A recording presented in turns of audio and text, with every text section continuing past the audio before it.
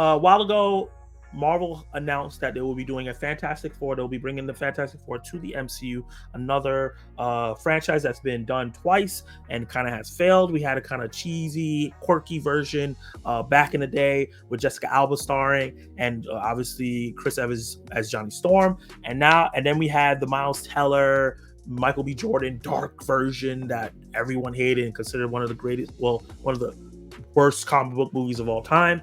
But now we have the writer and I think the writer and director of WandaVision, one of my favorite things to come out of the MCU in a long time. He's going to be directing and writing Fantastic Four, and they have revealed the title Fantastic Four First Steps, which is very, very interesting how this goes. So this is via Entertainment Weekly. Director Matt Shakman talks Fantastic Four First Steps. So test footage shown at Hall H was revealed, and some of the pictures have leaked online. As you can see, that is Pedro Pascal's Reed Richards and Ebon. I'm forgetting how to say the rest of his name. I think Ebon Mosh. He's in The Bear as cousin. That's where I know him from. There as well, Reed Richards was teaching a class, and they showed the team interacting and prepping to go to space.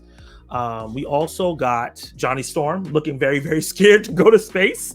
The F4 test reel has since leaked online via social media, of course it did, from Hall H, and confirms that the film's retro 1960 aesthetic is happening. Shot in 4:3 aspect ratio, it starts with a classroom scene that seems to have that Speed Racer style, everything in focus look as Pedro Pascal, Mr. Fantastic, teaches a kid's class. From there, it takes on a look of a 1950s, 1960s sci-fi film a la Forbidden Planet in terms of product design. So if you're not too sure what that means, I have a concept here. So if you're looking at this on a smaller screen, you'll see some sidebars, right? You see on the left, you'll see there's sidebars instead of them be on the top and the bottom on the side. It enhances the shot because you're seeing more at the top of the view and the bottom. This was kind of what Zack Snyder did with Zack Snyder Justice League. That's why the bars are at the top. But you got, if you depend on what the size of your TV, you got more screen from the top and bottom to see more details instead of the side. A lot of characters are in the center of the film, and on the right, if you go to see it basically like on IMAX, you get a fuller picture and a more of the picture with this aspect ratio, which a lot of films did in the 1950s and 60s, especially sci-fi. Something can be glimpsed, but the thing can be glimpsed, but only by silhouette, including a scene with the character on a matchmaking game show. Vanessa Kirby, Ebon Moss-Baccarat, and Joseph Quinn are all over the footage, which shows off plenty of their astronaut suits. The Baxter building and the very pointy triple-legged rocket they head into space in, and the final shot involving Galactus looking into a building, which was very, very exciting and got a real big pop.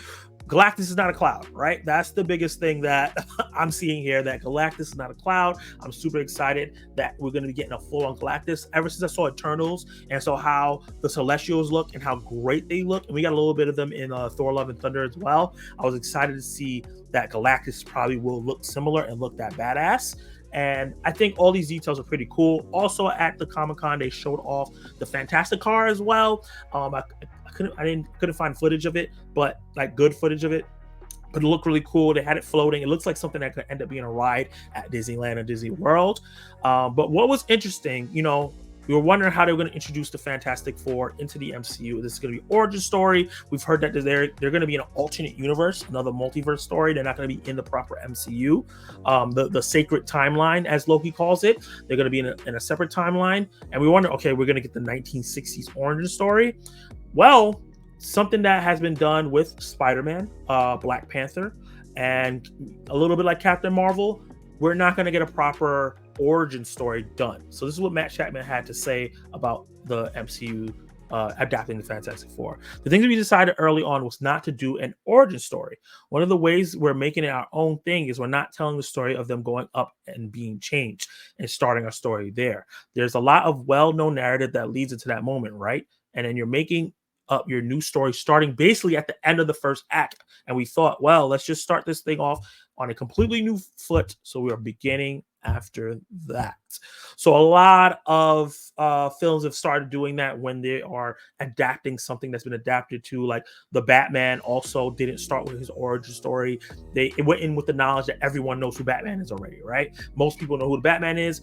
people are familiar with the Fantastic Four because of comics, and also the fact that we have 2 renditions of the characters. I'm pretty sure when the X-Men come, we won't be getting origin stories for the X-Men either. They didn't do it for Spider-Man because Spider-Man also had 2 renditions as well. And Black Panther, who doesn't have any renditions, didn't get an origin story at all. They just jumped into the character, introduced him in Civil War, and went straight into his story. And I feel like there is a benefit of doing that.